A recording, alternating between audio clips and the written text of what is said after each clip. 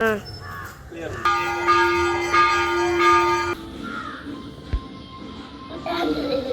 பெய்யுது, என்ன பண்ணோக்கு இப்படி கோலம் போடியது? மழையா இருக்க சொல்லுங்க. நைட்டு ஆரம்பித்த மழைங்க. நானும் மழை விடுன்னு பார்த்தா அது விட்ட பாடில்லை. என்ன பண்ணுறது?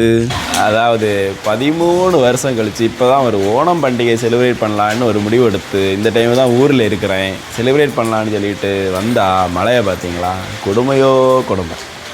வருண பகவானே, தயவு பண்ணி கொஞ்சம் கருணை காட்டு.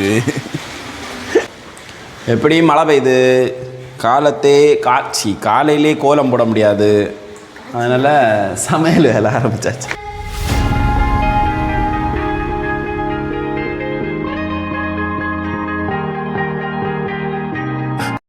மழை பெஞ்சிட்டு இருக்கிறதுனால வீட்டில் கோலம் போடுறது வந்து இப்போதைக்கு நடக்காத காரியம். அதனால் சரி காலையிலே கோயிலுக்கு போகலாம்.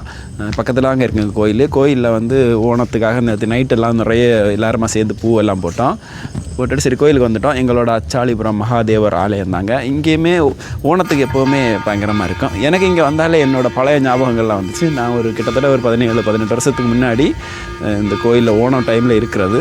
அதுக்கப்புறம் இப்போ தான் வாட்டி இருக்கிறேன். அந்த டைமில் நான் அதாவது வெளிநாட்டு போகிறதுக்கு முன்னாடியும் நாங்கள் தான் வந்து இந்த ஓணப்பூ எல்லாம் போடுவோம். இந்த வாட்டி அதுக்கப்புறம் ரொம்ப வருஷத்துக்கு அப்புறம் இந்த வாட்டி நான் வந்து ஓணப்பூக்கான அந்த கோலத்தோட தளம் ஃபுல்லாகவே நான் தான் வரைஞ்சேன். அதுக்கப்புறம் எல்லா பசங்களுமா சேர்ந்து பூவெல்லாம் எடுக்கணும். அந்த நேரத்துக்கு ஒரு ஷார்ட்ஸ் போட்டுருப்போம் பாருங்கள். எப்படி இருக்குது என்னோடய கோலம்? நல்லா இருக்கா?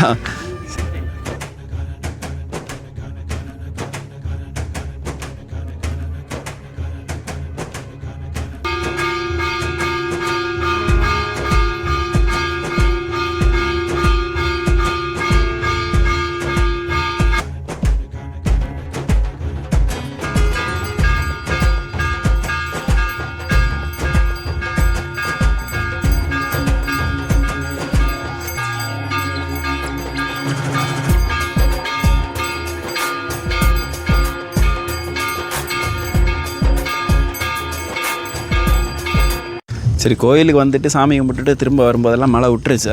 சரி ஓகே, இனிமேல் வீட்டில் போய்ட்டு கோலம் போடலாம் அப்படின்னு சொல்லிட்டு கிளம்பி வந்துட்டு இருந்தோம். கோயிலில் வந்து ஒரு பால் பாயாசம் மாதிரி ஒன்று கொடுத்தாங்க. சாப்பிட்டுட்டு நேராக வீட்டுக்கு வந்துட்டோம். பக்கத்தில் தான் இருக்குது, ஒரு 2 நிமிஷம் வாக், அவ்வளோதான். காலையில் வந்து பூ போடுறதுக்கு பூவெல்லாம் பிச்சு ரெடி பண்ணுறதுக்கு டைம் இருக்காது. நைட்டே வந்து பூ எல்லாமே பிச்சு தனித்தனியாக கலராக தனித்தனியாக பேக்கெட்டில் போட்டு வச்சுட்டோம்.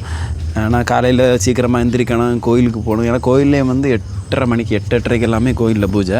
அந்த டைமில் போனோம், அப்புறம் சமையல் பண்ணணும், இப்படி நிறைய வேலை இருந்ததுனால எல்லா பூவையுமே நைட்டே வந்து பிரித்து வச்சுட்டோம். அப்போ வந்து காலையில் போடுறதுக்கு ரொம்ப ஈஸியாக இருக்கும் இல்லை, அதுக்காகவே. அதுக்கப்புறம் கோயிலிருந்து நேராக வீட்டுக்கு வந்தாச்சா, கோலம் போட ஆரம்பித்தாச்சு. மழை வீட்டில் வந்தோன்னே திரும்ப ஆரம்பிச்சிருச்சுங்க. ஒரே தண்ணி மழை. அதனால் அந்த மூடே போயிடுச்சுன்னு சொல்லலாம். ஃபுல்லாக மழை பெஞ்சிட்டே இருந்தால் எப்படி இருக்கும்? இருந்தாலும் சரி ஏதோ ஆசைப்பட்டோமே, ஏதோ ஒன்று போடணும். ஆனால் நேற்றுக்கு வந்து பயங்கரமாக டிசைன் எல்லாம் பிளான் பண்ணி வச்சுருந்தேன், இந்த மாதிரிலாம் போடணும் அப்படின்னு சொல்லிட்டு. அப்புறம் ஆரம்பித்தோன்னே மழை வேறு தூத்த ஆரம்பிச்சிருச்சா, எப்படியாச்சும் ஏதாச்சும் ஒன்று போட்டால் போதும், இருக்கிற பூவையெல்லாம் அள்ளி போட்டு ஒரு டிசைன் பண்ணிடும் அப்படின்னு சொல்லிட்டு நாங்கள் 3 பேருமா சேர்ந்து இருக்கிற பூவையெல்லாம் கொஞ்சம் கொஞ்சமாக அள்ளி வீசிட்டோம். ஒன்றும் மனசில் நினச்ச மாதிரி வரல.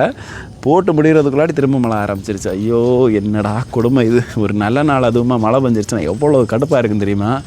ஃபுல் மூடுமே ஸ்பாயில் ஆகிடுச்சு. என்ன பண்ணுறது? யார்கிட்ட என்ன சொல்ல முடியும்? இதோட நான் நிப்பாட்டி இருந்தால் கூட நல்லா தாங்க இருந்திருக்கு. பார்த்தீங்களா, இதுவே நல்லா தான் இருந்திருக்கு. சரி பேலன்ஸ் இருந்த பூவையெல்லாம் அள்ளி போடு, அங்கிட்டு போடு இங்கிட்டு போடுன்னு ஆளுக்கு போட்டு விரிச்சிட்டோம். ஒரு மாதிரி ஆயிடுச்சு கோலம்.